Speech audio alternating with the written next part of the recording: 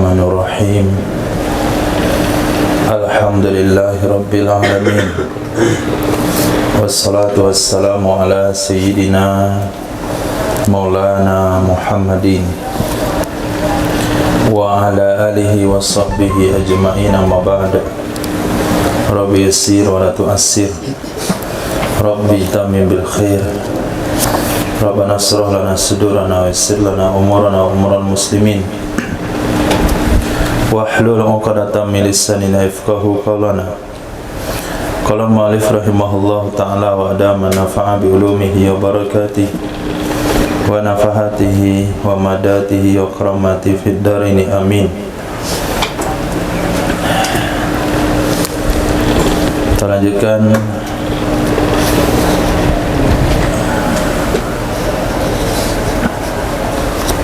tafsil atau rincian hukum yang berkaitan dengan syarat yang kelima, suci pakaian badan dan tempat dari najis.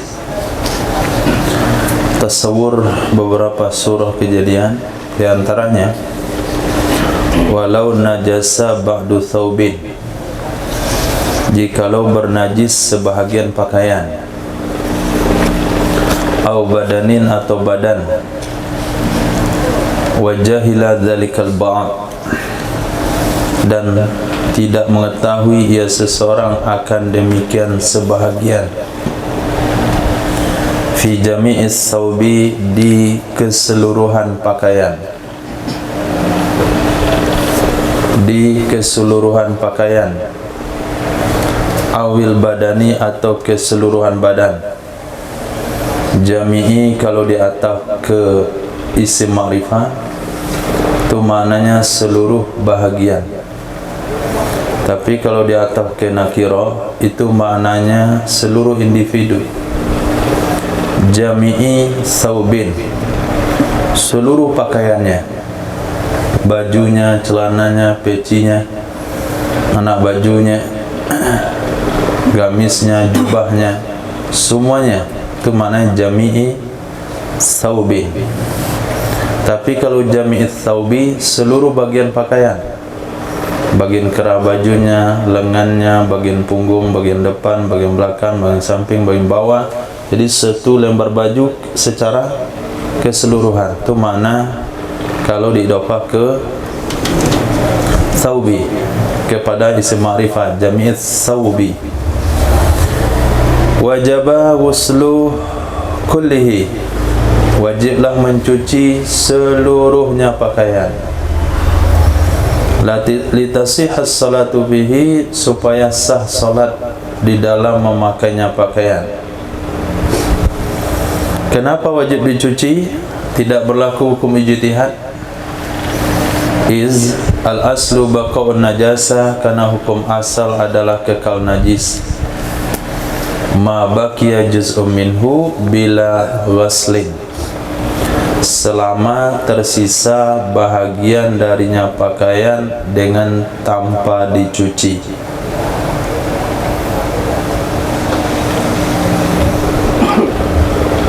Apa maksudnya? Pembahasan kita tadi pagi, dua lembar pakaian, satu bernajis, satu suci, tapi tidak tahu yang mana yang suci, mana bernajis. Di sini boleh berijtihad. Kalau sekarang enggak, dia satu lembar baju. Nah, ini pakaian dia mau pakai sholat, tapi dari pakaian yang sini pasti ada sebagian kena najis, tapi nggak tahu yang mana. Yang di sini, yang di sini, kemudian dibentangkan bajunya, kemudian dibuat ijtihad mana yang kena najis. Akhirnya dicuci yang bagian yang kena najis menurut zonnya saja. Ini nggak boleh. Nah, kenapa nggak boleh? Karena selagi masih ada sebahagian dari pakaian itu belum dicuci, maka kain itu belum dihukum suci. Kenapa? Karena hukum asalnya adalah kekal najis. Nggak boleh berijtihad di sana, harus dicuci semuanya. kalau kejahilannya itu, ketidaktahuannya itu di seluruh bagian pakaian. Tapi kalau ragunya itu hanya dalam hal lengan baju, nah ini kena najis lengannya, tapi nggak tahu ya lengan kanan atau lengan kiri. Kalau demikian wajib dicuci kedua lengannya, bukan seluruh baju.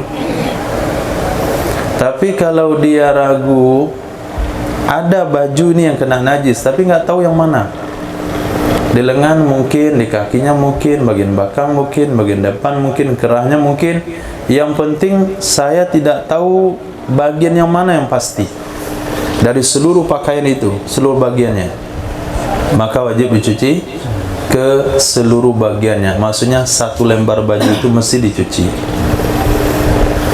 Nah, titik. Walau asaba syai'un, walau asaba syai'u rutbin ba'da hadha as-sawbi lam nahkum bi najasatihi li'anna la natayaqqanu najasata mawdi'il asaba.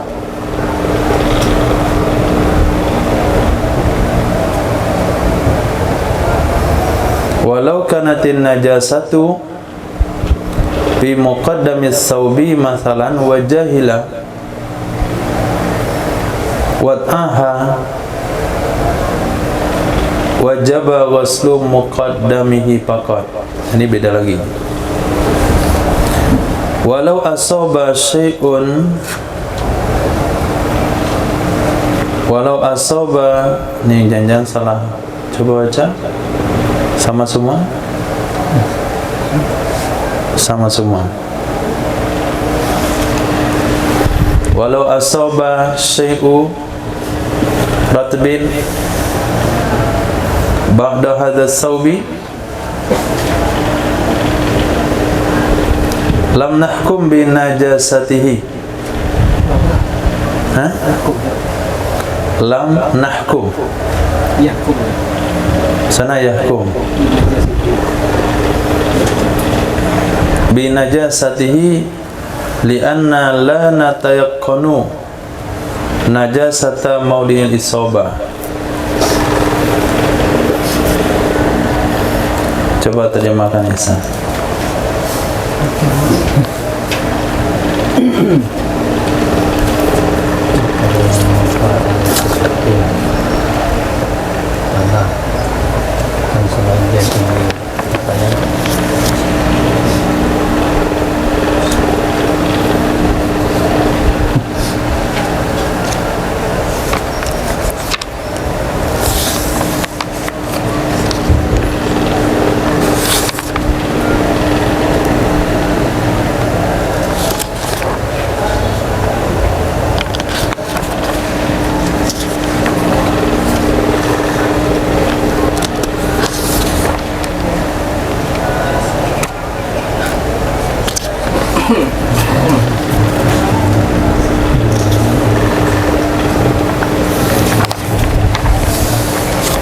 So, ada panjang juga ya.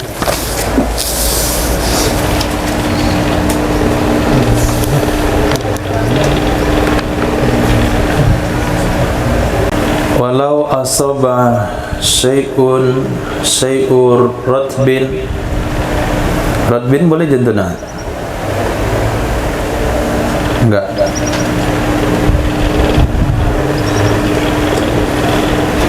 Syai'un ratbun apa? Ratbin berarti nggak boleh jentuna. Syai'un ratbun, ratbun. Syai'un ratbun ba'da hadha as-sawbi lam nahkum tayahkum. Nah, ya, boleh nah, boleh ya. Kalau ya bacanya lam yuhkam, kalau nun lam nahkum. Kalau ya yuhkam najasatuhu, kalau nun lam nahkum najasatahu. Lianna la natakunu najasata maudhi'il isabah. Nah, jikalau mengenai oleh sesuatu yang basah, jikalau mengenai oleh sesuatu yang basah akan sebahagian pakaian,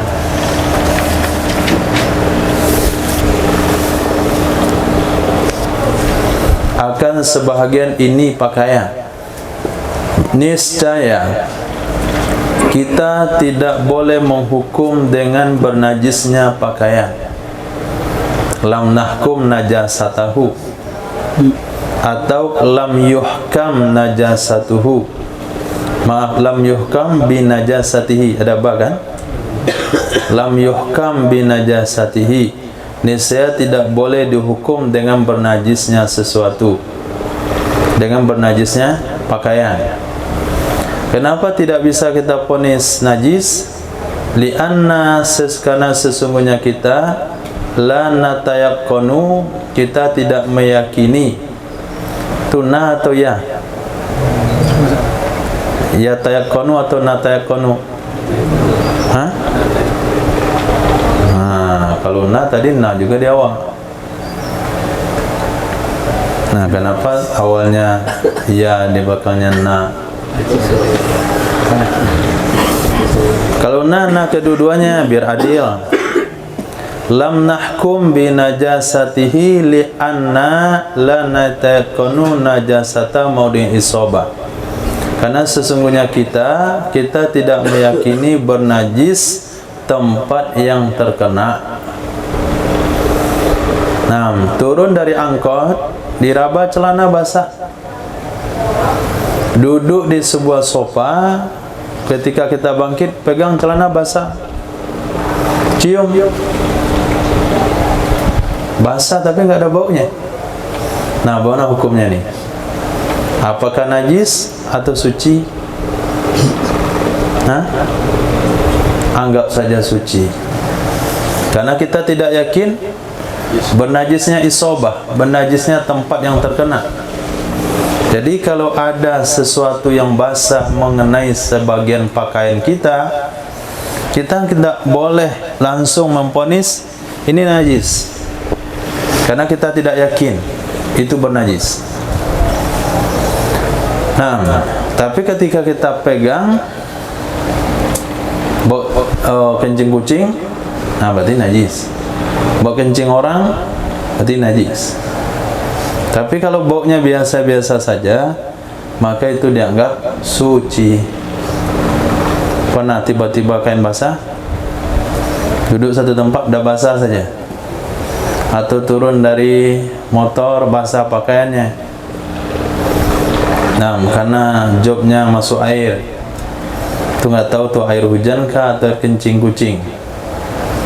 Nah, sudahlah, kalau kita tidak meyakini itu najis, berarti tidak najis. Al aslu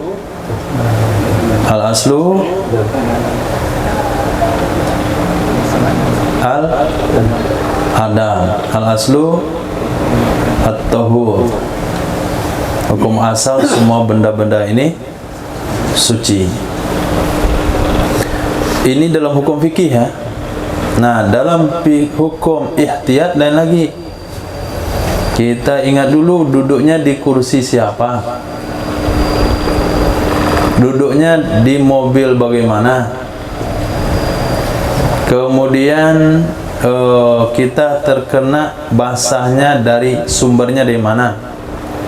Kalau sekiranya sumbernya adalah dari kursi-kursi, tempat-tempat duduk ruangan terbuka, kita bisa meyakini itu suci. Baru-baru ini juga sering hujan. Tapi kalau sekiranya itu di tempat-tempat ruangan tertutup, tidak terkemungkinan hujan, dan ada kemungkinan adalah air-air najis, misal di tempat permainan anak-anak, atau datang ke rumah seseorang, kita duduk di atas karpet lalu basah. Nah, kondisi pemilik rumah bagaimana? tahu hukum suci najis dengan suci, atau dia punya anak-anak kecil, atau tidak punya anak-anak. Kalau tidak punya anak-anak, kemungkinan air suci, air cuci tangan kah, atau air minuman. Tapi kalau dia banyak ada bayi situ, ada anak bayi, anak-anak, atau tempat TK, tempat PAUD, atau duduk ke kasur kawan pemiliknya, itu sering ngompol misalnya. Nah, ini hati-hatinya adalah dicuci. Nah, tapi hukum fikihnya selama tidak terbukti bernajis, maka dianggap suci. Titik. Walau kanatin najasatu fi muqaddamis thawbi, jikalau adalah najis di bagian depan pakaian. Masalan contohnya saja, wajahila wad'aha, dan tidak mengetahui ia seorang akan tempatnya najis, wajaba ghaslu muqaddamihi faqat, wajiblah mencuci bagian depannya pakaian saja. Sama dengan contoh yang saya bilang tadi, enggak mesti kalau tidak tahu tempatnya itu mesti cuci semuanya, tapi cuci di tempat-tempat yang meragukan. Misalnya dia terkena najis di lengan bajunya, enggak tahu yang kanan dan kiri, yang wajib dicuci keseluruhan adalah lengannya saja. Nah, di sini boleh mencontohkan kalau dia yakin najis itu ada di bagian depan pakaian, bagian belakang tidak. Yang kena najis bagian depan, cuman dia nggak tahu yang mana, maka wajiblah mencuci seluruhnya. Seluruhnya yang mana? Yang depan, bukan seluruh pakaian. Nah, faqat saja. Walau zanna bil ijtihadi tarfan minhu, jikalau menzon ia seseorang dengan ijtihad, tarfan akan satu sisi, minhu darinya pakaian, apa yang dia zon akan najis. Contohnya kam lengan baju, seperti kami lengan baju, wal yadi dan lengan dan tangan baju, lam yakfi ghasluhu ala sahih, saya tidak cukuplah mencucinya menurut pendapat sahih. Nah, tidak cukup mencucinya menurut pendapat sahih. Seperti yang kita bahas tadi, ketika dia meyakini ada najis di pakaiannya, dia tidak mau ngambil resiko mencuci satu lembar baju, akhirnya bajunya dibentangkan. Setelah dibentangkan dibuat ijtihad, apakah ada yang penglihatan mata, diperhatikan baik-baik, ada bercak-bercak, di mana bercaknya. Mungkin bisa dideteksi dengan bau, dicium seluruh bagian baju itu, sehingga zonnya mengatakan najis itu ada di lengan, najis itu ada di tangan baju, lalu dicuci di tempat yang di zonnya saja. Dia tidak mau mencuci keseluruhan pakaiannya. Menurut pendapat yang kuat, tidak sah tindakan seperti itu. Kenapa? Li'annal wahida laisa mahallan lil ijtihad, karena sesungguhnya yang satu, yang tunggal, yaitu selembar baju, tidak ia merupakan tempat bagi ijtihad. Lain halnya di pembahasan tadi pagi waktu duha, dia tersamar antara baju hitam dengan baju putih, berarti dua lembar baju. Kalau dua lembar boleh berijtihad. Kalau di sini tidak, satu lembar baju, tapi bagian yang mana enggak tahu, maka tidak boleh ijtihad menurut pendapat yang kuat. Wa muqabiluhu al-mazidu fil muharrar ala syarhi yaj'alul wahida bi'tibari ajza'ihi kal muta'addid.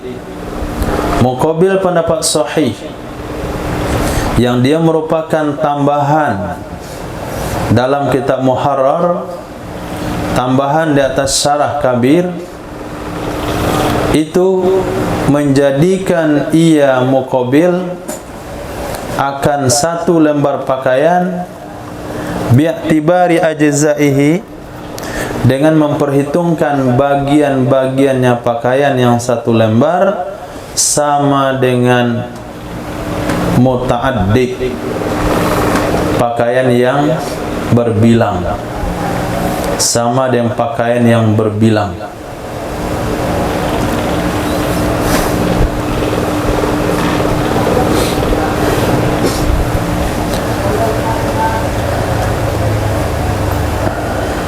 Muqabil sahih, berarti muqabil sahih mengatakan sah ijtihad, sah mencuci yang diyakini secara ijtihad. Itu muqabil sahih. Muqabil sahih ini merupakan pendapat tambahan melebihi dari apa yang ada di Muharrar dari Syarah Kabir. Karena Muharrar itu diambil dari kitab Syarah Kabir. Nah, dari kitab Syarah Kabir lahirlah kitab Muharrar. Nah, di dalam kitab Muharrar tersebut ada penambahan pendapat, yaitu muqabil sahih. Di sana muqabil sahih menjadikan satu lembar baju itu sama dengan dua lembar baju, karena yang dihitung adalah bahagian-bahagiannya. Lengan baju, lengan kiri, lengan kanan, bagian belakang baju, bagian di atas baju.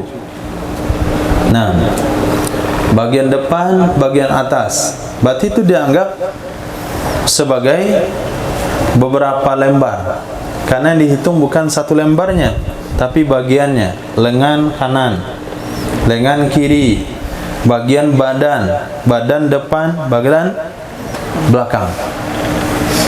Memang hakikatnya dia satu lembar, tapi kalau kita lihat ajzanya, berarti dia terdiri dari beberapa bahagian-bahagian dari pakaian. Maknanya di sana ada mahal ijtihad.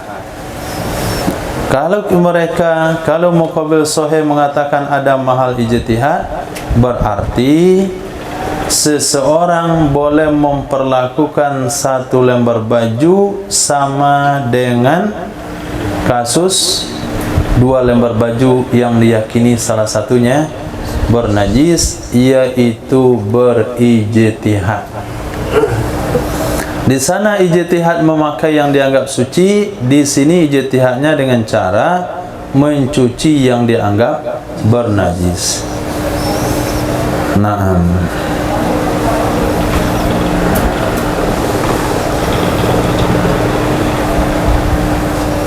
Hukum fikih ini berlaku ketika darurat, ketika kita cuma satu lembar pakaian dalam safar. Tapi kalau kita tampaknya di mukim, ada pakaian yang dianggap bernajis, buka ganti yang lain. Enggak mungkinlah kita mencuci cuma lengannya saja, kecuali dalam safar.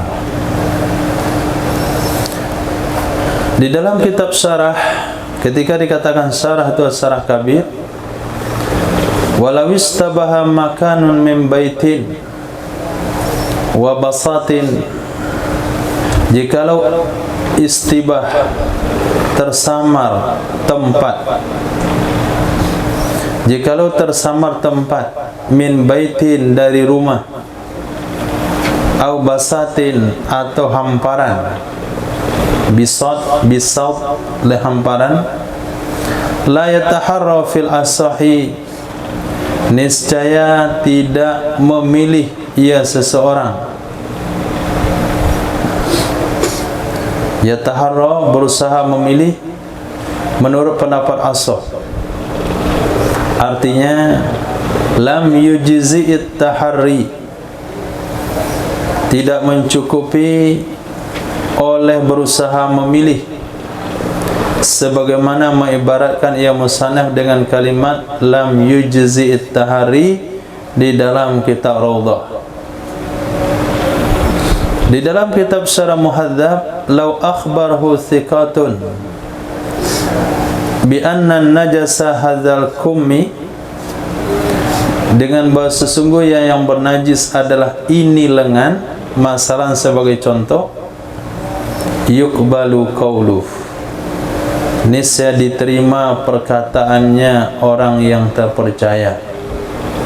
Atau boleh juga bacanya yaqbalu qaulah, niscaya menerima ia seorang akan perkataannya orang terpercaya, maka cukuplah mencucinya lengan baju tersebut. Ada dua hal yang disebutkan di sini. Di dalam kitab Syarah Kabir, jikalau tersamar sebuah tempat, mana tempat itu? Baitin, kamar, au basatin, atau hamparan, apakah itu tikar atau hamparan lantai, maka pada saat itu seseorang tidak boleh berusaha mencari dengan ijtihad mana yang dianggap najis lalu mencucinya. Nah, berarti permasalahan satu lembar baju yang terkena najis, kita tidak tahu di bagian yang mana, sama hukumnya dengan satu tempat yang tidak terkena najis. Yang terkena najis kita tidak tahu yang mana, hukumnya sama. Karena pembahasan ini tadi pagi juga disamakan. Kalau istibah antara dua pakaian atau kamar dengan ruangan tamu, dua tempat, maka boleh berijtihad. Tapi kalau istibah itu adalah satu lembar pakaian, tidak boleh ijtihad. Nah, begitu juga satu ruangan. Contohnya baik satu kamar. Satu kamar yang kita ingat ada bahagian dari kamar ini yang kena najis. Tapi nggak tahukah apakah di pinggir sini atau pinggir situ atau di tengah. Lalu kita berusaha mencarinya dengan ijtihad, kita cium, kita seleksi pakai kaca pembesar, itu mana yang banyak kumannya itu dikatakan najis. Ini tidak ada peluang menurut ulama fikih. Harus dicuci ke satu ruangan tersebut. Nah, ini perbandingan di dalam kitab Syarah Kabir. La yataharra, dia tidak boleh berusaha mencari, artinya tidak ada ijtihad di sana.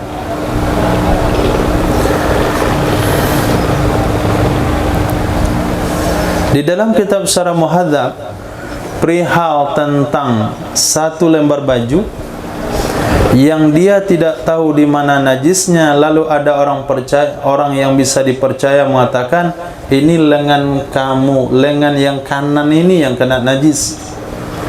Kalau dia orang terpercaya, kita boleh mengambil pendapatnya, memegang informasinya, sehingga kita hanya wajib mencuci lengan itu saja. Nah, kias ini juga berlaku kepada satu tempat. Nah, kias ini juga berlaku pada satu tempat. Sehingga kita tanya sama kawan-kawan, siapa yang tadi yang lihat anjing masuk? Oh, saya. Kemana saja dia berjalan? Akhirnya tim saksi lapangan memberikan batas di mana lokasi yang diinjak oleh hewan tersebut. Lalu turun tim tukang mensucikannya. Itu maknanya akhbarahu thiqatun. Ada orang percaya menginformasikan ini yang terkena najis, maka kita boleh memegangnya. Kalau tidak, kita harus mencuci seluruh bagian yang ada kemungkinan terkena najis.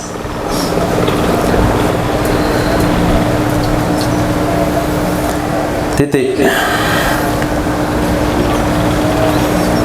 Walau ghasalan nisfa najasin, jikalau mencuci ia seseorang setengah najis. Apa maksud setengah najis? Setengah yang terkena najis. Kasaubin, seperti pakaian. Summa bakihi, kemudian sisanya yang terkena najis. Apa Fal asahu, maka pendapat yang kuat, annahu, sesungguhnya seseorang, in ghassala ma'abakihi mujawirahu, jika mencuci ia seseorang berserta sisanya najis akan yang berdekatan dengannya sisa, minal maghsuli awalan, dari yang sudah dicuci pertama sekali, tahura kulluh, nisa sucilah seluruhnya yang bernajis. Wa illa, jika tidak, artinya wa illam yaghsil al-mujawira, jika dia tidak mencuci akan yang berdampingan dengan yang bernajis, faghairul muntasif, faghairul muntasaf, dibaca muntasaf itu dengan fathah shad, artinya yathuru, suci. Faghairul muntasaf yathuru,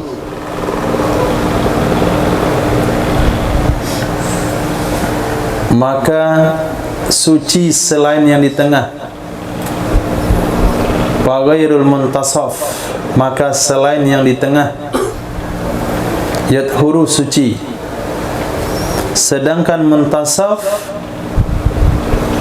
apa itu muntasaf? Wa huwal mujawir, dialah yang berdekatan dengan yang bernajis. Najisun, itu masih dianggap bernajis, limulaqatihi, karena bertemunya dengan najis, wa huwa ratbun, padahal dia basah. Limulaqatihi lin najas wa huwa ratbun, karena bertemunya muntasaf dan dianya muntasaf dalam keadaan basah bagi najis. Titik.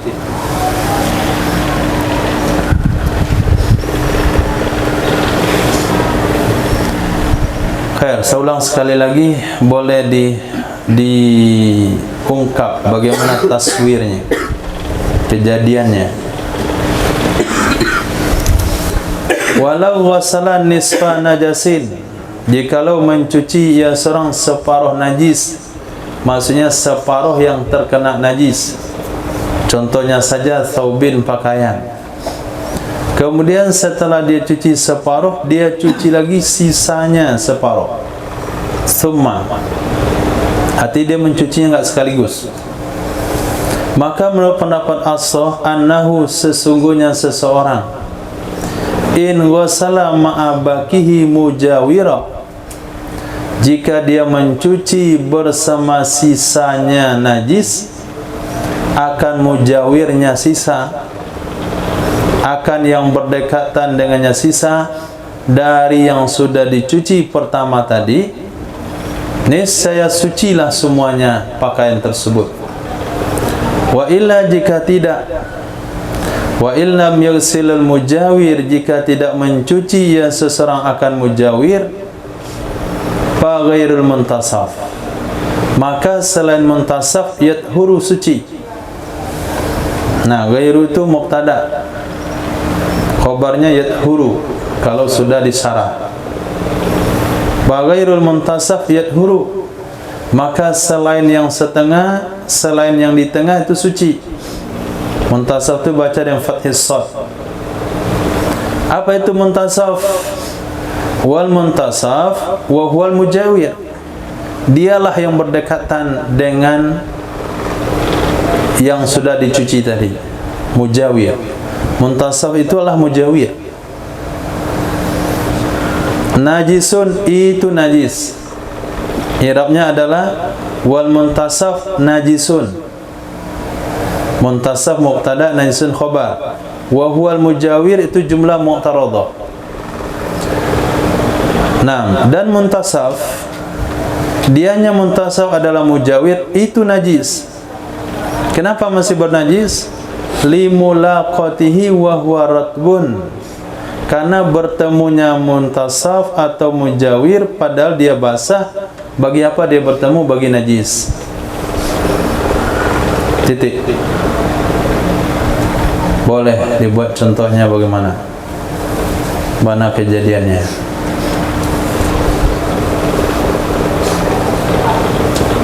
Itu contoh langsung ya.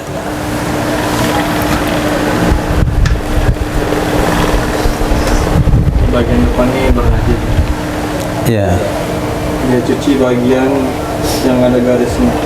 Ini. Nah, sekaligus semuanya cuci sebelah sini, semuanya baru sebelah sini. Ya. Nah, yang sebentar kan suci nih, masih najis. Kemudian ketika dicuci ini, tentu pasti airnya ada yang kesini kembali sedikit. Iya. Yang tadinya yang suci, akhirnya najis ini pindah ke sini. Nah, yang di sini suci. Yang bagian sini. Mana yang muntasaf? Muntasaf nih yang sini. Coba contohnya yang lebih mudah lagi dipahami. Ada orang cuci kayak begitu?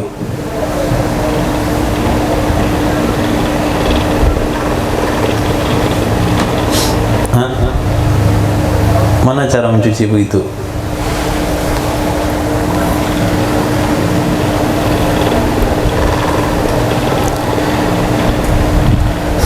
Itu sudah tasawurnya dalam redaksi kitab oke. Tapi dalam tasawur redaksi harian seperti apa yang muntasaf?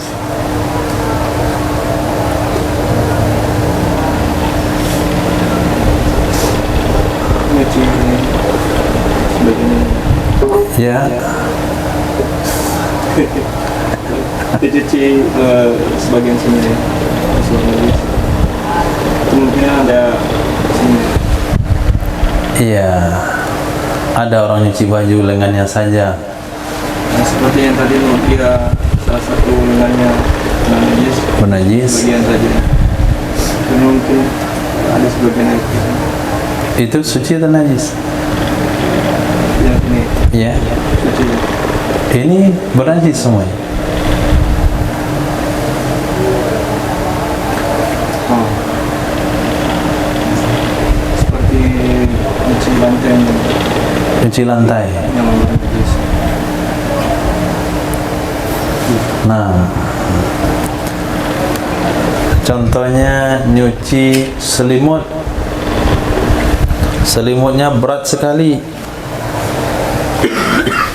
Nah, selimut itu berat. Panjang selimutnya. Allah. Apa selimut tebal tu? Nanti dingin. Semua orang perang panjang. Kofar. Itu kalau kita cuci, kalau cuci handuk, ketika antum angkat, kalau handuk siram, baju siram, sekarang berkofar. Mana caranya? Nah, taruh ember di sini. Ini separuh dalam ember nih. Ini masih bernajis. Ini panjang begitu. Ada kain apa? Hanya cuci sebagian-sebagian. Cuci separuh. Misalnya dikasih tanda sini nih. Cuci. Siram. Dah cuci belum? Sini? Belum. Nah, yang dikasih tanda di sini namanya muntasaf. Ketika kita cuci separuh di sini, ini kan dah suci. Sementara separuh di sini bernajis. Maka kalau orang mencuci bagian yang bernajis ini, dia ambil mujawirnya dikit. Nah, diambil di sini. Di sini separuhnya tadi, tapi nyucinya yang sisa ini diambil di sini ke bawah. Maka dia akan suci. Tapi apabila dia cuci separuh, kemudian dia cuci lagi separuh ke sini, maka muntasafnya ini enggak suci nih. Ini suci, Yang ini suci, tapi sambungannya enggak suci. Kenapa enggak suci? Hah? Karena ketika kita cuci di sini, dia basah, suci dia sampai sini. Ini kan bertemu sama najis yang sebelah sini kan. Dia kan masih basah. Sebelah sini ketemu najis, maka najisnya nular ke sini. Karena nular ke sini, maka wajib dicuci di sini supaya dia bisa jadi suci. Nah, jadi musannaf ngajarin kita bagaimana cara mencuci. Tapi kalau kainnya kecil, angkat saja.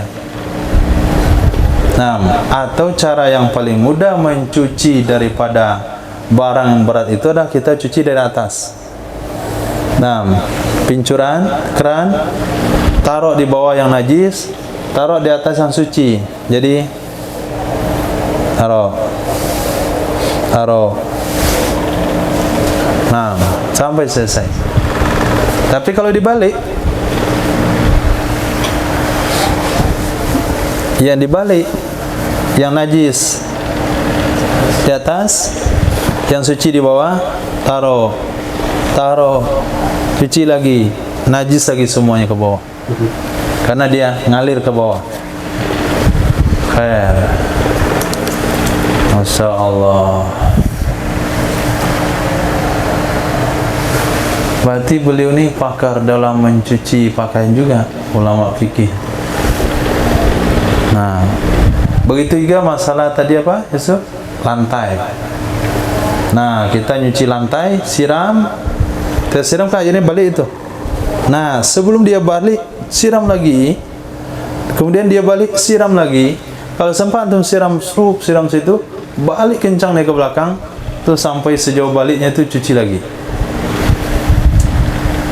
Nah, itu maka menyusun, memasang lantai itu kasih tahu sama tukang buat kemiringannya. Ada sisi kemiringannya. Jangan dibuat datar atau cekung ke tengah, tapi kemiringnya itu ke pinggir.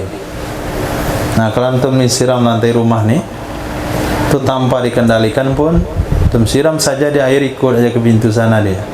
Sami'na wa ata'na ghufranaka rabbana wa ilaikal masir. Itu juga lantai aula. Lantai aula itu bagian tengahnya itu lebih tinggi dikit, dan dia bagian ke pinggir itu rendah. Jadi ketika kita siram bagian tengah, air akan nyebar ke pinggir. Dia nggak akan balik-balik. Nah, tambah lagi hukum cara arsitek Islamnya.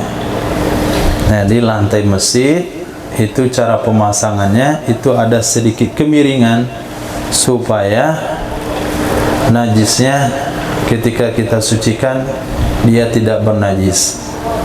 Coba pikir sejenak, ketika keramik sudah dipasang oleh Pak Tukang, kemudian sudah siap dipakai, kemudian sudah dikasih isian antara keramik dan keramik, pertanyaannya, apakah keramik itu suci?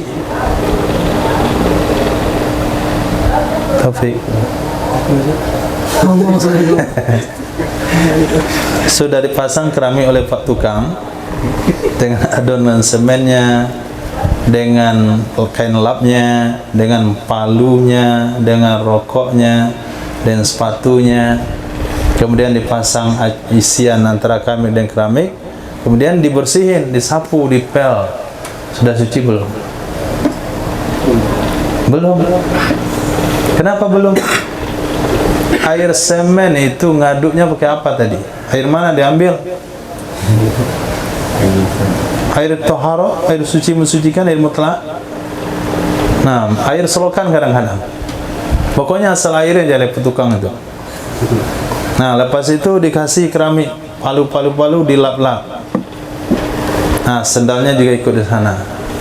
Nah, kita biasanya kalau sudah selesai dirapikan keramik, sudah selesai isiannya, ya sudah disapu, dipel, dipakai untuk sholat. nggak pernah disiram. Nah, kita menganggap hanya itu sudah suci, padahal nggak tahu itu suci di mana. Keramik sebelum dipasang direndam dulu dalam ember. Nah, hati-hati juga dalam bekerja untuk rumah. Jangan sampai ember terbiarkan, tempat rendaman-rendaman itu lalu malam dijilat oleh anjing. Nah, ember-ember tukang dijilat oleh anjing. Air genangan-genangan pembuatan rumah dijilat oleh anjing. Berarti kenalah najis muwallaza di semen-semennya. Nah, kalau sekali kena, berarti kenalah semua bagian rumah itu. Khair, maka cocok sekali kalau orang bangun rumah itu dia pagar dulu sekelilingnya. Nggak ada yang masuk. Jangan anjing, orang aja nggak boleh masuk di situ, kecuali petugas. Nah, itu proyek yang profesional. Ini air rendaman, air ember bekas ngacau semen, kemudian datang anjing nih minum ya, dia jilat. Besok dipakai oleh pak tukang, ember yang sama.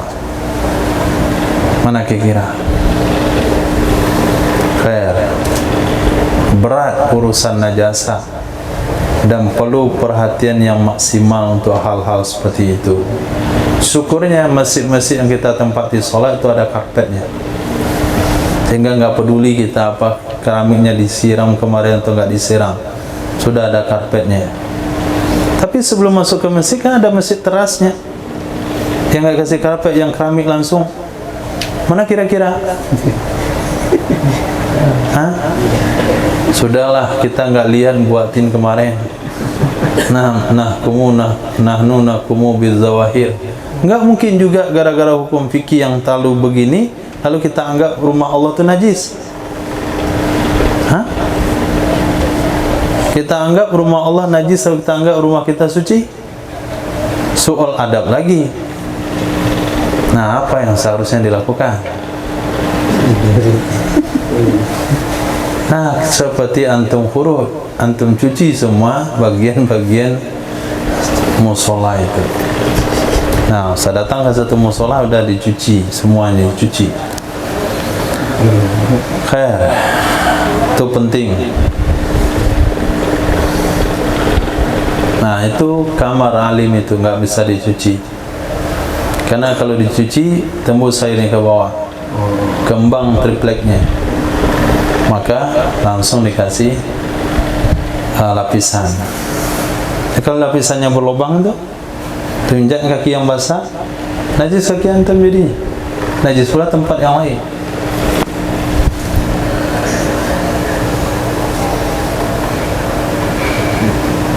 Maka kita nggak betah tinggal sama anak-anak yang nggak tahu hukum suci najis.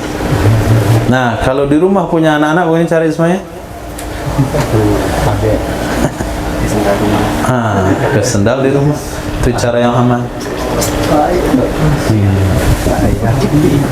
Kalau sekiranya rumahnya besar, bisalah dipisah. Ini rumah untuk anak-anak, ini ada ruangan yang nggak boleh dilewati oleh anak-anak, ini khusus untuk sholat, ada bertingkat, ada tertutup aksesnya. Itu lebih bagus kalau punya rumah sendiri. Nah, punya rumah sendiri, wilayah main anak-anak, mau berak, mau kentut, mau kencing sini nih. Nah, ini pel aja situ terserahlah. Tapi ketika masuk wilayah tempat tidur mak bapaknya, tempat sholatnya, tempat mengajinya, itu masuk dalam satu ruangan yang tidak dijangkau oleh anak-anak ke sana, yang dia suci. Itu metode kedua kalau punya rumah sendiri. Kalau nyewa, nah, caranya Ismail sewa 2 petak. Satu petak akses dengan anak-anak, satu petak petak lagi untuk sholat saja. Nah, itu cara kedua. Cara ketiga, minta izin untuk dilobangi antara 2 petak pembatas. Minta izin sama tukang rumah, mau kami buat, nah, minimal jendela untuk keluar masuk. Lanjut.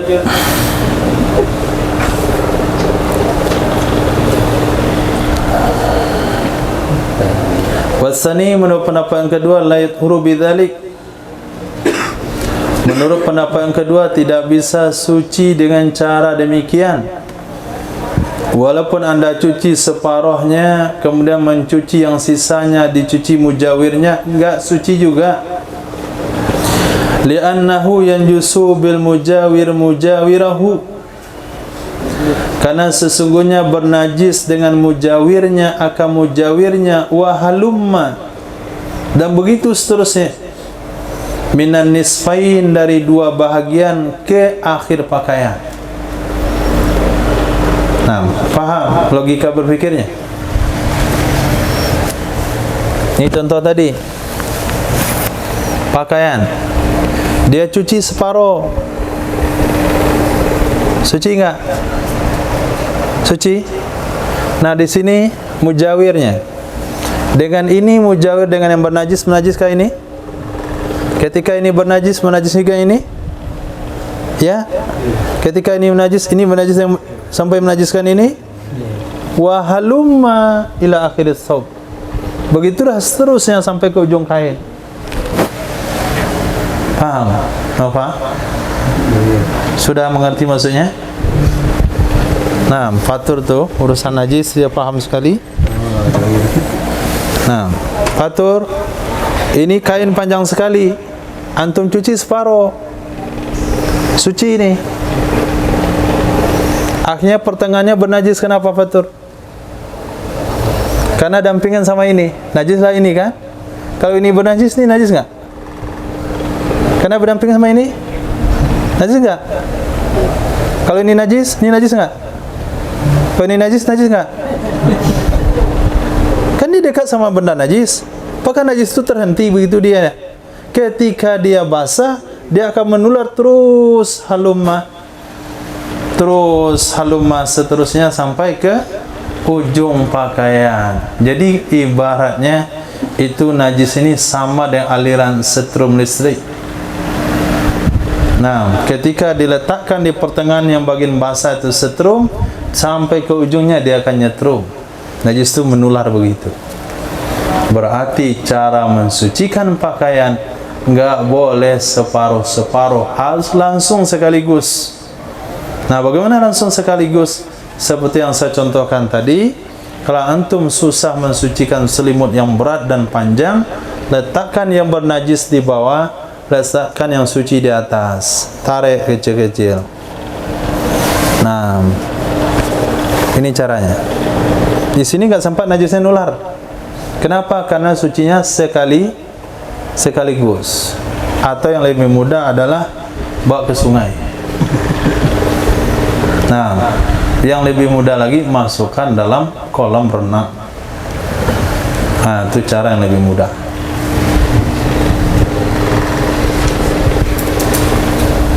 Urusan najis, masya Allah. Wa innama yathuru bi ghaslihi daf'atan wahidah, hanya saja suci ia sesuatu, hanya saja suci ia pakaian, bi ghaslihi dengan mencucinya pakaian, daf'atan wahidah sekaligus. Wa dufi'a, ditolak pendapat tersebut. Ini pendapat berlebihan ini. Kenapa ditolak? Bi anna najasatal mujawir la tata'adda ila ma ba'da.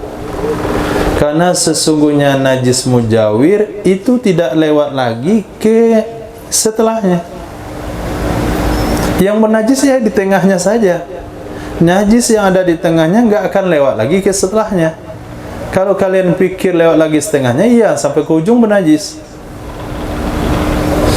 Nah, ini yang kadang-kadang beban dulu ketika kami dapat tugas mensucikan aula, itu paling ribet sekali. Itu sampai guru yang membimbing mensucikan lantai itu siap sedia air secara bersenambungan, nggak boleh bolak-balik. Saya siram misalnya, siap 10 orang tuh belakang. Kita ada pengalaman tuh 10 ember baru sampai di ujung deh. Ketika orang pertama selesai, orang kedua langsung siramin air. Kemudian orang ketiga jalan lagi langsung sampai orang ke-10 sampai di ujung. Kalau sempat orang kedua lengah, disiram orang pertama, airnya terlambat dia nyiram, balik lagi ke belakang, oh itu ribet urusannya, kita mulai lagi di pangkal. Ini bakalan kena marah nih. Nah, yang nggak serius dalam tugas ini pakai metode pendapat kedua. Kenapa? Karena ketika najis itu tidak kita sucikan sekaligus, dia najis itu akan menular ke belakang. Nah, najis lagi dari pangkalnya. Itu pendapat dhaif. Nah, jadi ditolak yang bernajis mujawir itu tidak melewati ke batas setelahnya, sama dengan samnil jamid, minyak yang beku, yang jusu minhu ma haulan najasati faqat, bernajis darinya minyak yang beku sesuatu yang ada di sekitar najis saja. Yang menajis adalah yang di sekitar najis saja. Nah, seperti bangkai tikus masuk ke mentega, kan kental, masuk kepada minyak beku, maka buang bangkainya dan buang mentega yang ada di sekitar bangkai itu. Sudah, itu saja yang bernajis. Gak mungkinlah bernajis sampai ke bawah-bawahnya, karena dia beku. Beku basah nggak? Hah? Kalau beku basah nggak? Basah. Jadi kalau ambil metode yang ini, mana caranya itu? Bangkai tikus menajiskan yang di dekat bangkai. Najiskan yang dekat bangkai? Najis. Yang najis dekat bangkai menajiskan di bawahnya enggak? Hah? Terus sampai ke bawahnya bernajis. Berarti Anda telah memfatwakan kalau ada minyak beku yang masuk najis, buang semuanya. Itu kalau kita ambil fatwakan pendapat kedua tadi. Kalau masuk bangkai ke mentega, buang 1 ember menteganya, karena memakai sistem menular. Karena bangkai menajiskan mujawir, mujawir menajiskan mujawirnya, mujawir menajiskan ila asfalihi, sampai ke bawahnya. Ini kan nggak masuk akal. Nah, sementara hadis Nabi apa? Buang bangkainya dan yang ada di sekitarnya. Dan berdasarkan hal itu terbantahkanlah muqabil dari pendapat pertama tersebut. Titik.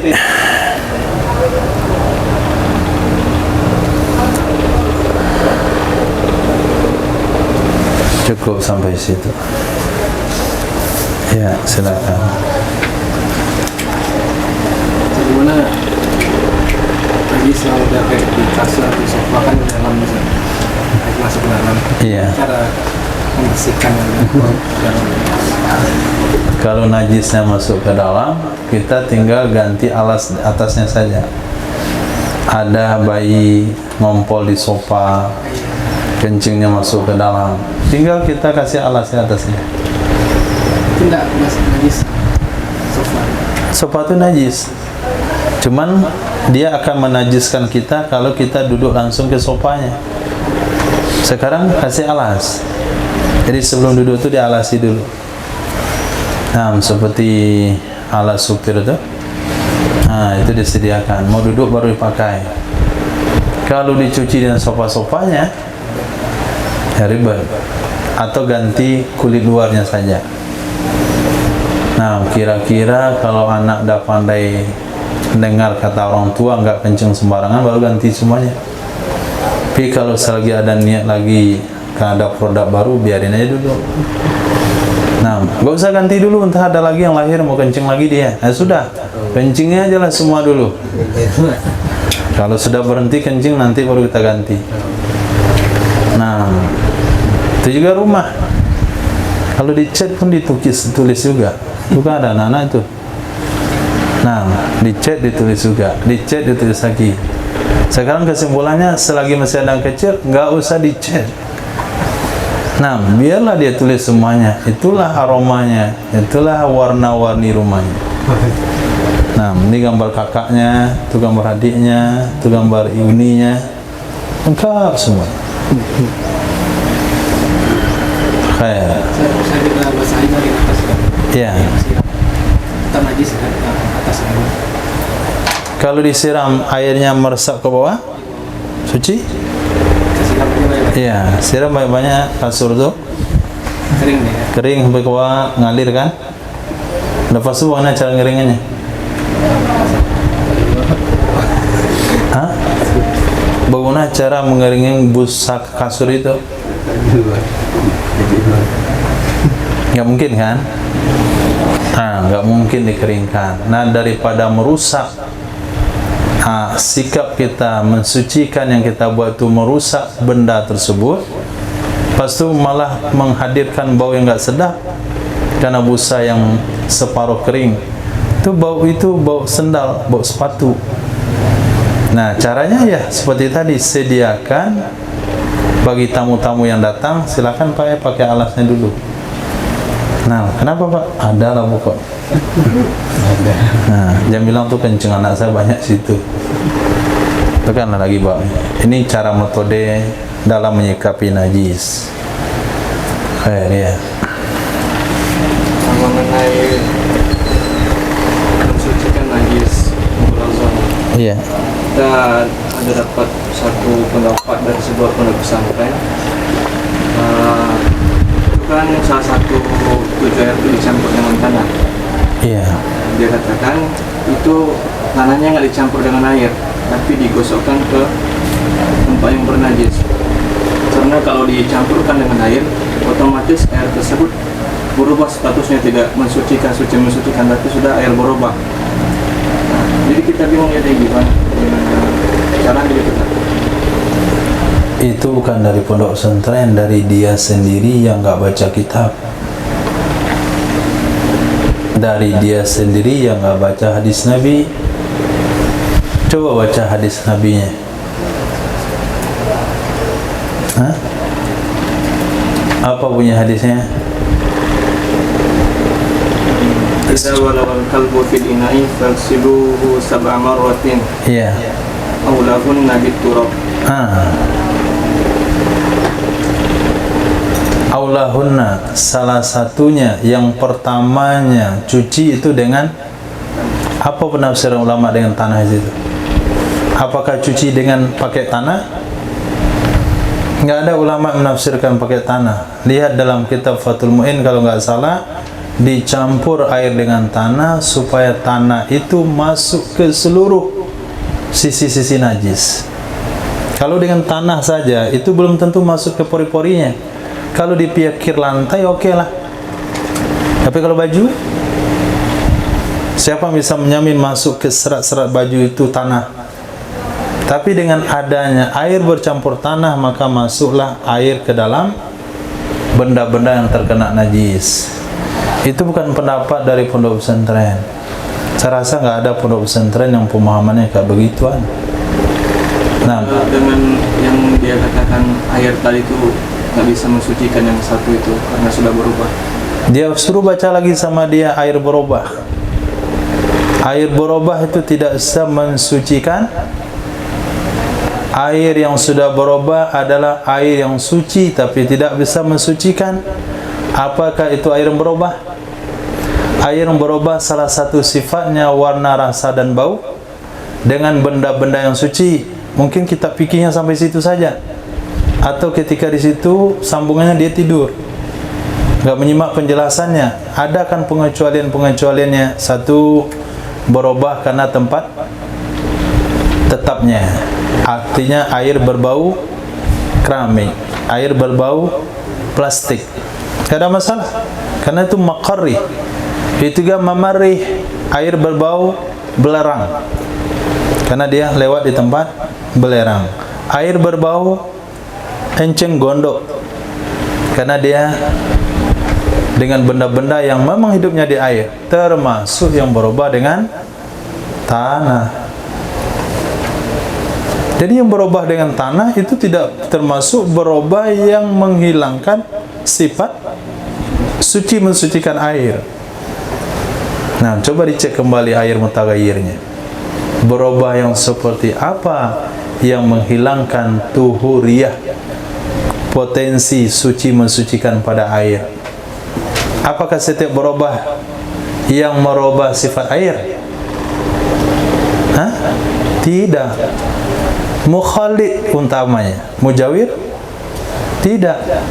Itu air kayu cucang, kayu yang masuk dalam obat sariawan tu, yang kalau kita masukkan merah, boleh nggak pakai itu wudu? Boleh. Berubah nggak warnanya? Kenapa boleh? Karena mujawir, tinggal tanya sama dia. Nah, bagaimana kira-kira kalau air itu berubah dengan kayu cacang? Air berbau wangi karena kayu gahru yang direndam ke dalamnya. Apakah itu menghilangkan sifat tuhuriyah?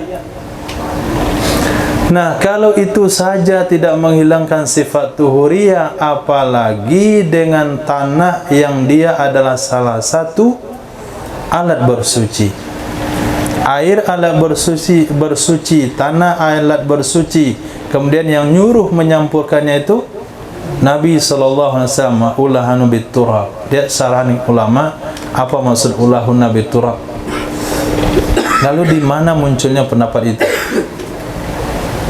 Mana asal usulnya pendapat itu? Nah, itu mungkin dia hobi ijtihad, atau ada darah Wahabi dikit. Fatur nih punya pendapat. Nah, Ismail. Air percikan dari mencucikan pakaian itu lagi. Air Percikan dari mencucikan pakaian. Air percikan dari mencuci pakaian. Oke. Tempat dia memercik itu suci atau najis? Asbab benda yang menjadi pantulannya itu suci atau najis? Kalau suci, belum tentu suci. Kalau najis, sudah pasti najis. Berarti yang antum tanyakan itu berkaitan dengan usalah. Kan itu usalah namanya, air bekas cucian. Usalah adalah air yang kita siram ke satu benda bernajis, kemudian air yang jatuh dari kain itu namanya usalah. Apa hukum usalah, Ismail? Suci dengan syarat: satu, pakaian yang dicuci sudah suci; dua, tidak berubah warna, rasa dan baunya; tiga, tidak bertambah timbangannya. Tiga syarat ini, maka usalah itu suci. Nah, sekarang apakah kain yang antum cuci itu sudah suci atau belum? Belum. Berarti airnya najis. Ini pakaian ketika nyiram itu, nah pakaian itu yang Oh, air menyentuh benda suci, benda najis? Ya, najis. Air percikan pantulan benda najis, najis. Nah, lain halnya air suci karena pantulan benda najis, suci. Nah, air suci pantulan benda najis, najis. Air suci dipantulkan oleh benda najis, suci. Air suci terpantul ke benda bernajis, maka airnya jadi najis. Karena dia nimpa benda najis, kan kena hukum najis ya tuh, kena ke kita, dia najis.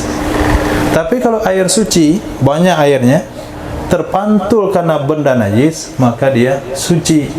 Seperti yang dibahas dalam kitab fikih, kalau seseorang buang air besar di atas air banyak, kemudian kena kerasnya buang air besar tersebut, jatuh dia ke bawah. Ketika jatuh ke bawah, naik air dari lautan itu ke atas, jatuh beraknya, naik lagi ke atas. Nah, air yang naik ke atas itu suci menurut ulama. Kenapa? Karena ketika benda yang berat ini jatuh ke air, air itu masih dua kula. Ketika dia terpisah ke atas, itu masih dalam hukum toharo. Nah, beda sama air tadi.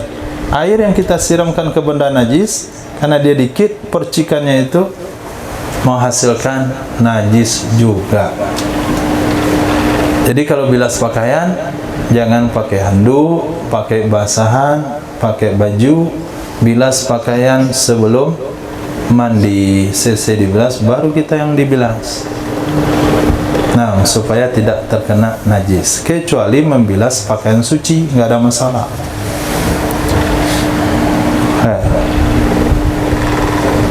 Ya. Kalau buat kendaraan kadang percikan darah itu ada, kita GPR atau harus langsung disikat. Percikan kendaraan. Nah, itu kembali kepada dzan dan kembali kepada hukum ghalabatuz dzan. Misalnya kita jalan dengan motor, kemudian orang bagian belakang itu penuh kaki celananya dengan air-air percikan dari roda motor. Hujan itu baru saja atau sudah lama?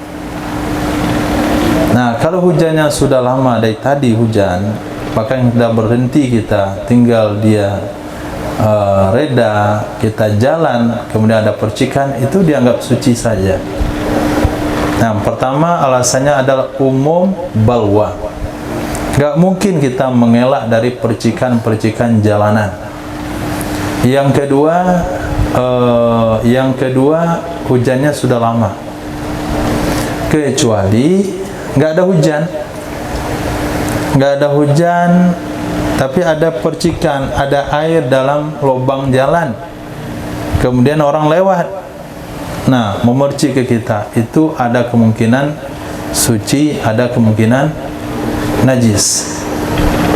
Nah, kalau kita meyakini, kalau kita zonnya najis, kita cuci pakaian kita.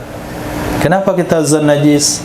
Karena tempatnya jalanan kampung, itu biasa banyak hewan yang lewat, nggak ketinggalan, biasa anjing suka minum juga di sana. Tapi kalau lewatnya di jalan tol, itu kayaknya nggak ada lah hewan pergi minum di situ.